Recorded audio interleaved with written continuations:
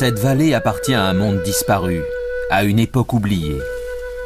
Ici, à la frontière du Pays de Galles, 5 spécialistes triés sur le volet exploitent une ferme comme elle l'aurait été il y a près de 400 ans. N'utilisant que les ressources disponibles en l'an 1620, ils y travailleront pendant une année entière, remontant le temps afin de redécouvrir un mode de vie appartenant à un âge révolu.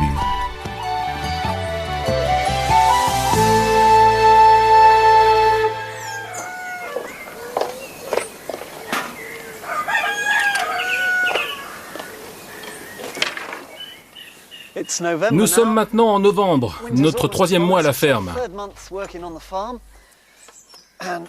C'est bientôt l'hiver et nous avons rentré la plupart des fruits. Il n'y a plus de feuilles dans le verger, mais il nous reste encore de gros travaux à faire d'urgence. Il faut tuer le cochon, puis le saler et le fumer. Encore plus urgent, nous devons finir les tables.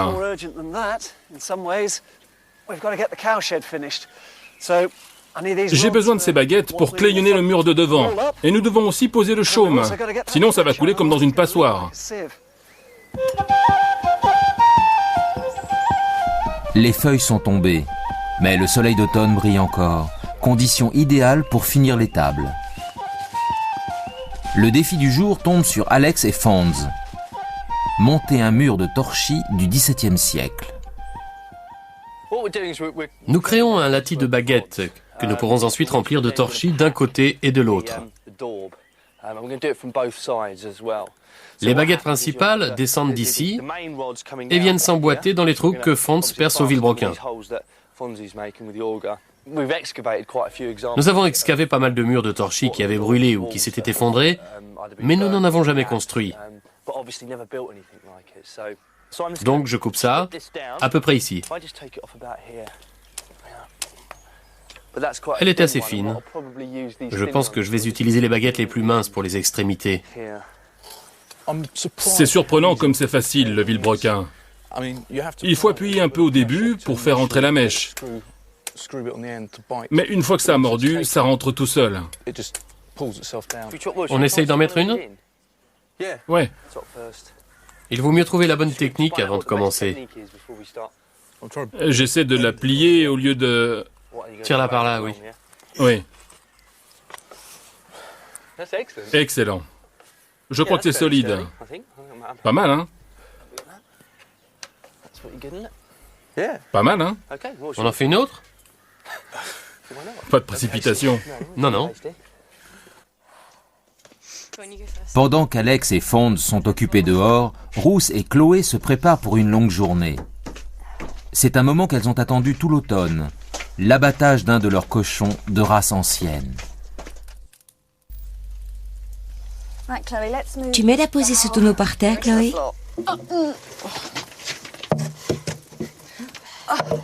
Il est sale, on va le laver d'abord. Ah oui, regarde-moi ça. Traditionnellement, c'est en novembre qu'on tuait les cochons. Cela évitait aux fermiers de les nourrir durant l'hiver. Les porcs de la vallée ont bien engraissé et le boucher local, Neil James, est venu faire office d'abatteur. Y a-t-il un bon bol de sang? Oui. Ah. C'est bien, vous n'en avez pas gaspillé beaucoup. Excellent. Il ne saigne plus. Il y avait un porcher qui allait dans les petites exploitations pour tuer les cochons. Il savait sûrement comment faire pour ne pas trop stresser l'animal, pour le faire humainement. Mais vu l'endroit où ils vivent, ils sont beaucoup plus calmes. Ils sont loin d'être aussi effrayés, non? Ils sont dans leur habitat. Alors ils n'ont pas peur d'être trimballés dans des camions ou ce genre de choses. Ah, exactement. Le sang d'un animal fraîchement tué est très utile. Je ne le jette pas, je vais en faire du boudin. C'en est l'ingrédient principal. J'ai fait cuire des flocons d'avoine. Il n'y a plus qu'à verser le sang dessus pour que ça marine. Plus tard, quand j'aurai nettoyé les boyaux, ils nous serviront d'enveloppe pour les boudins. Du boudin, donc, je prends ça. Je vais dire aux garçons de venir nous aider. Alex, Stuart, venez aider à déplacer ce cochon. À l'époque des Stuarts, on ne se contentait pas d'envoyer un porc à l'abattoir et de récupérer des côtelettes bien emballées. L'abattage du cochon et sa préparation étaient un travail sérieux et tout le monde à la ferme y prêtait la main.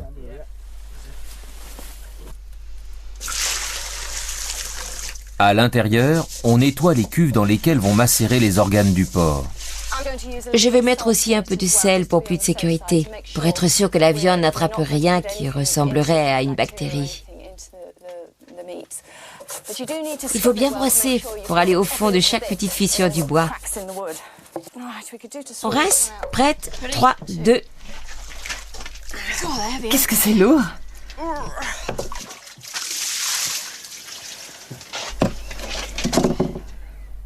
Un vieux dicton dit que la seule partie du cochon qui ne se mange pas, c'est son cri. Voici l'intestin, une véritable enveloppe qu'on peut remplir de chair à saucisse ou de boudin. Vous aimez les saucisses? J'adore ça, oui. J'ai bien envie d'un sandwich au lard pour le dîner, mais dans 5 minutes, Ruth devrait pouvoir vous donner du boudin. À l'intérieur, il y a ce qu'on appelle la crépine. On en parle dans les vieilles recettes, ça ressemble à une résine, non? Exactement. Dans le métier, on dit que si on la sort correctement, elle ressemble à l'Amérique du Sud. Mais j'ai bien peur d'y avoir fait des trous avec mes gros doigts. C'est très populaire, très bon en crépinette. J'en fais moi-même, elles sont bien moelleuses. Je la mets de côté, on l'utilisera plus tard.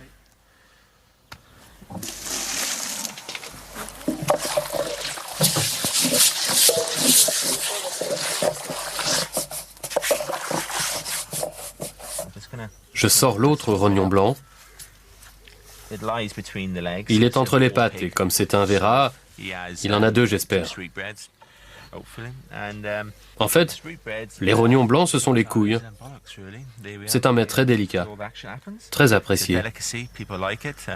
Je l'ouvre. C'est une très bonne chair blanche. Je n'ai plus qu'à pousser, comme ça, et ça devrait sortir tout seul de l'enveloppe de peau.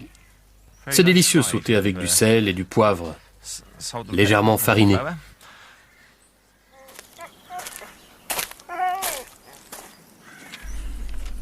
La première partie des opérations de boucherie étant terminée, Alex et Fonds peuvent commencer à entrelacer les baguettes. Ils se rendent compte que pour construire leur mur de torchis, il va leur en falloir des centaines, tout à couper sur place. C'était utilisé quasiment partout, surtout pour des bâtiments de cette nature, une simple étable. On laisse une ventilation en haut car la pneumonie bovine était l'un des problèmes majeurs. Il faut donc que l'humidité puisse être évacuée, sinon elle pénétrera dans leurs poumons et les vaches tomberont très malades. Je sens que ça va être un boulot gratifiant, Fonds. Un de ceux où on arrive à tout finir dans la journée. C'est solide, hein? Oui. Revenons à notre cochon. Il ne s'agit pas simplement de le découper. Il faut d'abord se débarrasser des soies et le Tamworth, cette race ancienne issue d'un croisement de sangliers, est beaucoup plus poilu que les porcs actuels. Sans machine moderne, ils vont essayer la vieille méthode, le brûlage. Pour conserver la viande, la saler et la fumer, nous devons enlever toutes les soies tout en laissant la peau intacte. Il faudra sûrement les bouillanter autour des oreilles pour retirer jusqu'au dernier poil. Ah, je crois que je vais reculer. Il prend feu. Excellent. C'est une première, je n'avais jamais vu ça, c'est différent. Nous, normalement, nous le faisons à l'eau bouillante. Tout est fait à la machine. On les ébouillante, puis on racle les soies. J'ai déjà vu mon père le faire avec un chalumeau, mais ça, c'est complètement différent. Le feu dégage beaucoup de chaleur. Le dos est presque fini, c'est bien. On peut le pousser? C'est ça. Encore une seconde ou 2. Oui, à part cet endroit sous le menton, on va le retourner encore. Allez, mon gros. Ça a l'air de bien marcher pour le moment. Les poils s'en vont. Le seul problème, c'est d'arriver à trouver le point d'équilibre pour l'épiler sans qu'il commence à cuire. Il ne faut pas qu'il cuise, on veut juste flamber les soies à ce stade. Mais je crois que ça marche. L'étable est loin d'être finie. Alex et Fonds mettent les bouchées doubles sur le clayonnage du mur de torchis. Ils avancent bien. C'est un peu plus haut de ce côté. Peut-être pas finalement, peut-être pas. J'essayais d'alterner. Tu commences par là et après... Oui, ensuite ici. À la fin d'une longue journée, il reste encore beaucoup à faire. Et déplacer un cochon mort pesant plus de 100 kilos demande un gros effort.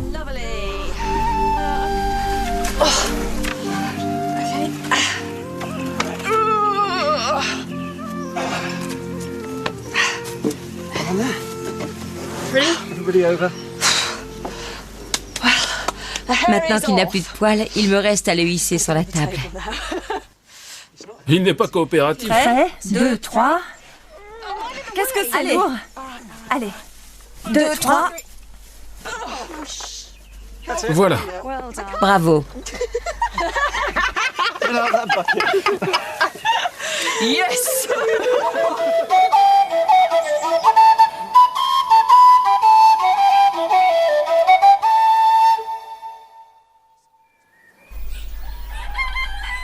Un beau matin de novembre éclaire la vallée.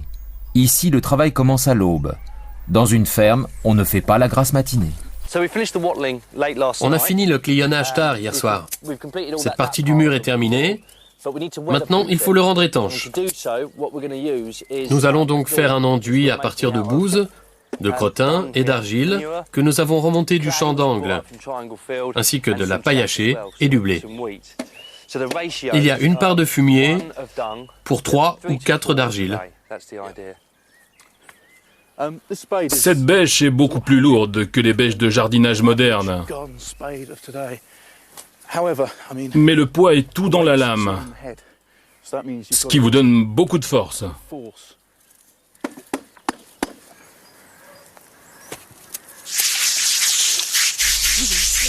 Pour conserver le porc, il faut nettoyer la peau avant le salage.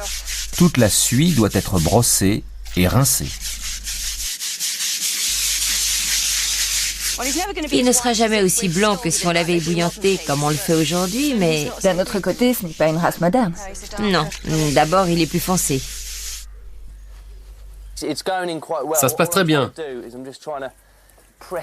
J'essaie de le faire pénétrer entre les baguettes pour qu'il n'y ait pas de trou, pas d'espace entre elles.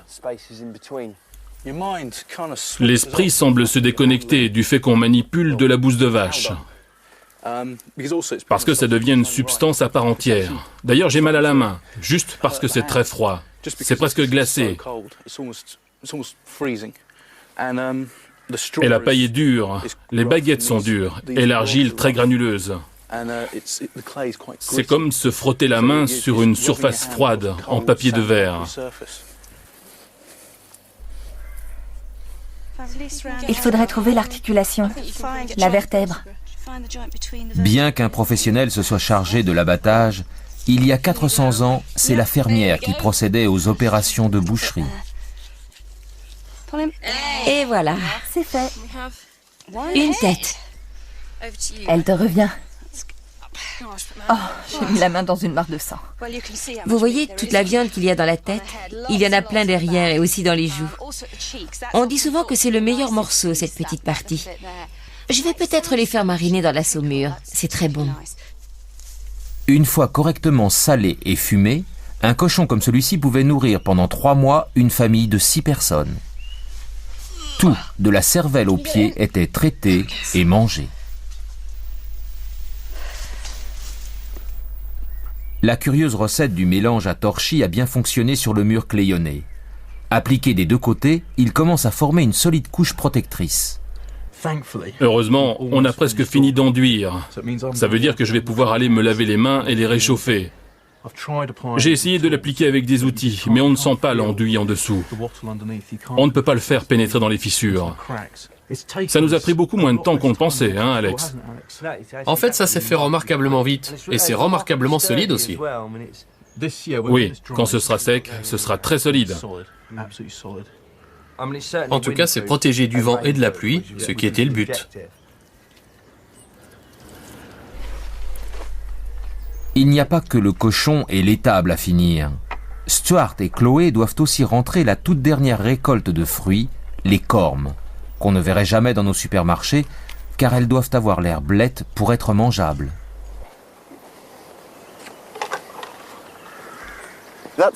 Elles n'ont pas encore commencé à se gâter, c'est le moment de les cueillir, quand elles sont dures, comme des balles de golf. Si on essayait de mordre dedans, ce serait infect, pire que de manger des pommes sauvages. En voilà une qui est bien mûre et blette. Regarde comme c'est visqueux. Je dois manger ça? Oui, presse-la jusqu'à ce que ça éclate. Toute la pulpe va sortir. Ça a pas l'air très bon. Elle est parfaitement mûre. C'est un peu la même texture de purée que celle qu'on obtient quand on fait cuire des pommes. Un tout petit peu plus granuleux, mais très onctueux. Celles-ci n'étaient pas mûres, elles sont bien meilleures blettes. C'est pour ça que Shakespeare dit que les choses sont aussi pourries que des cormes quand elles se gâtent. Celles-ci sont tellement mûres qu'elles devraient se détacher toutes seules.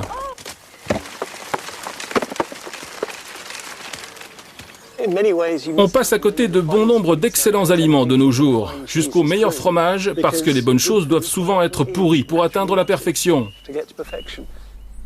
Avant d'être mangées, ces cornes déjà gâtées doivent être triées. Le reste sera entreposé à l'intérieur pendant plusieurs semaines, dans un coin sombre, pour blêtir jusqu'à maturité. Alex et Fonz en sont aux touches finales sur leur mur de torchis.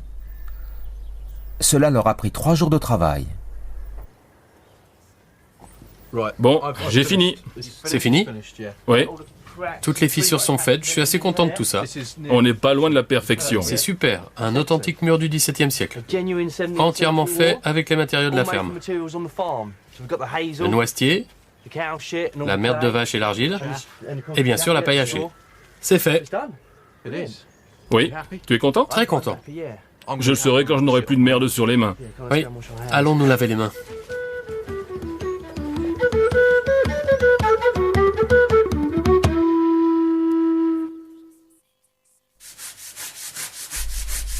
La vallée s'éveille au jour nouveau, et les préparatifs vont bon train pour le plantureux festin de porc qui s'annonce. Je frotte avec du sel. Un peu de sel sur la table, on brosse jusqu'à ce que ce soit sec. Ensuite, on rince à grande eau, ça stérilise la surface. Même si on ne connaissait pas les germes, on savait depuis l'âge de pierre que si on n'était pas propre et sensé dans la préparation de la nourriture, les gens tombaient malades. Et c'est ma grand-mère qui m'a appris à saler la table. Petite fille, ça l'avait rendue furieuse parce que ses 4 premières leçons d'art ménager à l'école avaient consisté à récurer la table avant qu'on l'autorise à s'approcher de la nourriture. C'est mieux, non? Toujours dans le sens du grain, d'accord? Le mur de façade de l'étable est fini. Il ne reste plus que le toit. Keith Paynes, l'artisan chaumier, est revenu à la ferme surveiller les finitions. La sous-couche de fougère qui a été posée le mois dernier a bien tenu et constitue une bonne base pour la couche de paille dégradable qui va la recouvrir. Merci Alex. C'est très sale, très fouillis parce qu'il n'a pas été traité. C'est le chaume laissé après la moisson. Car l'important, c'était le grain, l'autre bout de la tige. C'est plein de saleté, de feuilles, d'iris, il y a même quelques épis. Et comme il n'a pas été battu, il reste tout le grain à l'intérieur. Pour nettoyer la surface, on se sert de ce peigne très rudimentaire, une branche de noisetier fendue au milieu, des clous forgés, le tout lié ensemble. Ça retire de la surface toutes les feuilles et les saletés. Non seulement ça, mais ça permet de peigner le chaume dans le même sens, ce qui donne une meilleure évacuation d'eau.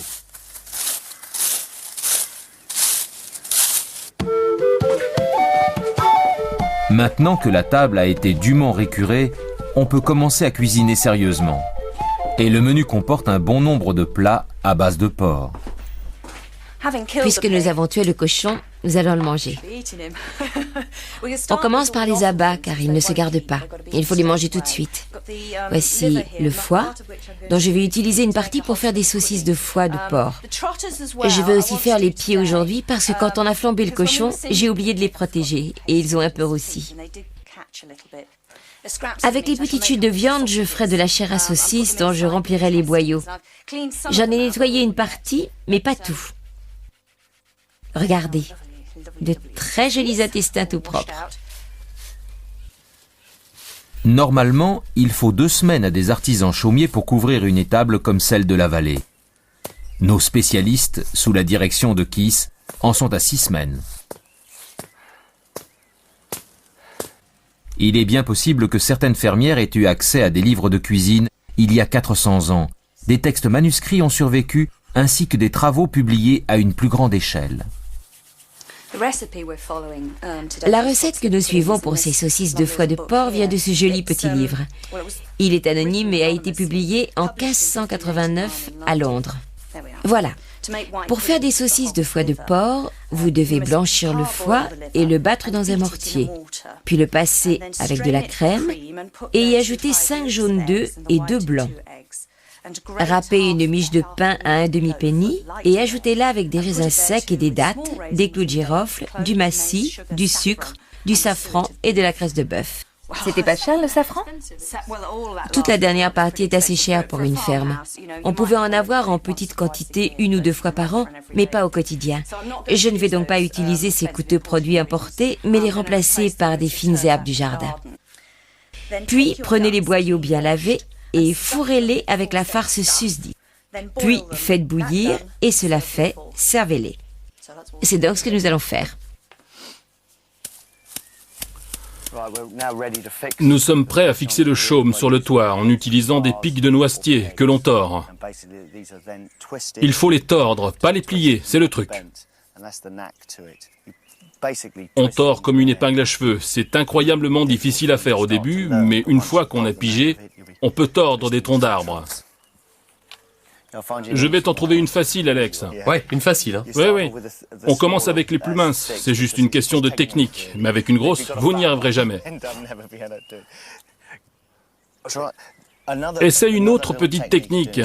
Pose les 2 pouces sur l'écorce, puis tourne tes mains à l'opposé l'une de l'autre.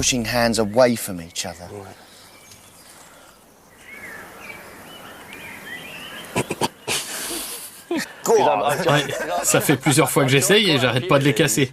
Je vais finir par toutes les casser. J'en ai combien à faire, Case? Ça va chercher dans les 3000 quand on aura fini ce toit. Tu plaisantes là? 3000? Environ. Je mets tout ça. Joli. Le foie haché et les herbes ajoutées, on l'enveloppe dans un linge pour le faire blanchir. On le laisse alors frémir doucement dans le chaudron pendant que les herbes infusent. Elle veut pas se tordre. C'est un sacré boulot. Ça veut pas plier. 3000.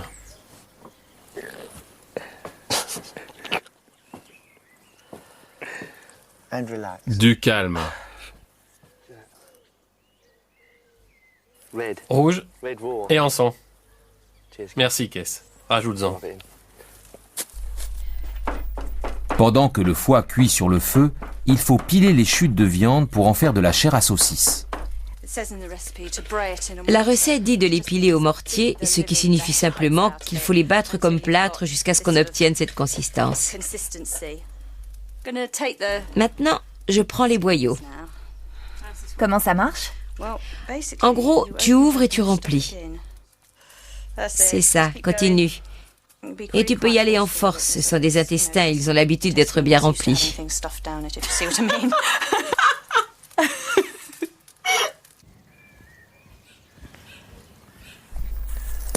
La paille est parfaitement tassée sur le toit. Associée à la sous-couche de fougère, une épaisseur de chaume de 45 cm protégera l'étable. Dès que le foie est blanchi, il ne reste plus qu'à le hacher et à y ajouter le reste des ingrédients, des œufs et une bonne cuillerée de crème. En blanchissant, il a absorbé tous les parfums des fines herbes. Il devrait donc avoir très bon goût. Je crois que c'est prêt. Encore de la farce pour les boyaux. 1 minute. Les morceaux sont durs. Et c'est tout gluant. C'est tout visqueux.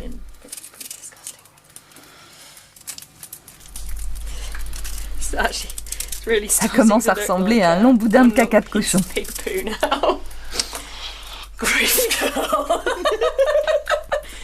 Des boyaux de porc farcis d'une pâtée marron.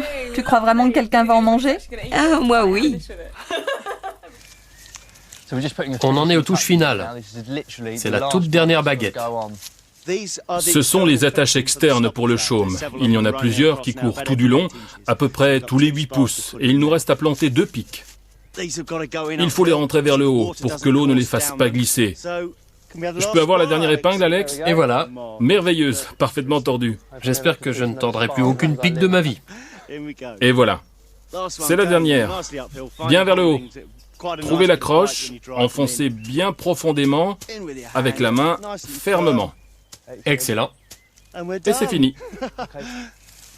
C'est l'heure de vérité. Enfin, ce sera l'heure de vérité quand il pleuvra, mais je veux voir de quoi ça a l'air.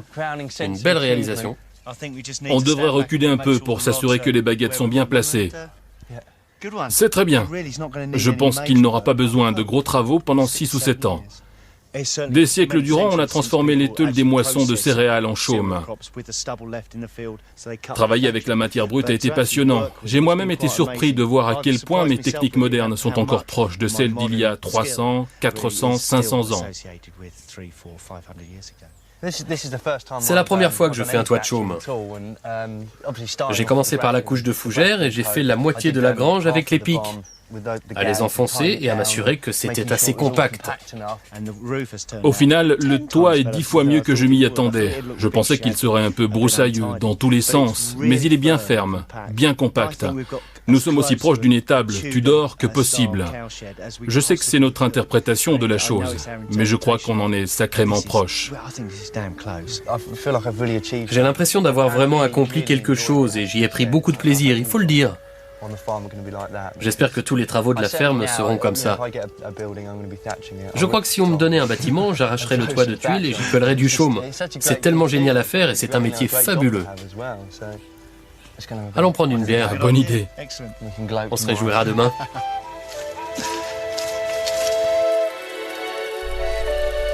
Le souper mijote sur le feu. Les saucisses de foie de porc sont presque prêtes. Tuer le cochon Arthur a été une tâche longue et compliquée, mais toute l'équipe y a participé. Qui veut des pieds? Moi, j'en veux un. Bien qu'ils soient tristes d'avoir perdu Arthur, ils ont du plaisir à savoir que tout ce qu'il y a dans leur assiette vient de la ferme. Même si Alex devra patienter 2 mois pour son sandwich au lard. Tu peux passer les saucisses?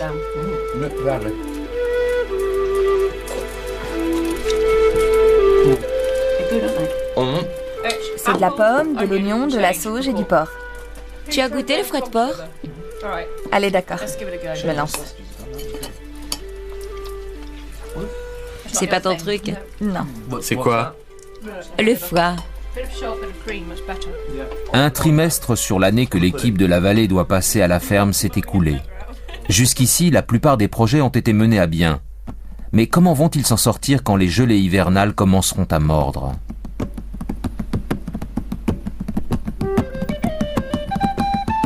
La prochaine fois, nous serons en décembre, ce qui signifie un Noël style XVIIe siècle. Il y aura une vraie bûche à l'ancienne, plein de boissons revigorantes, et tout le monde sera sur le pont pour préparer un festin.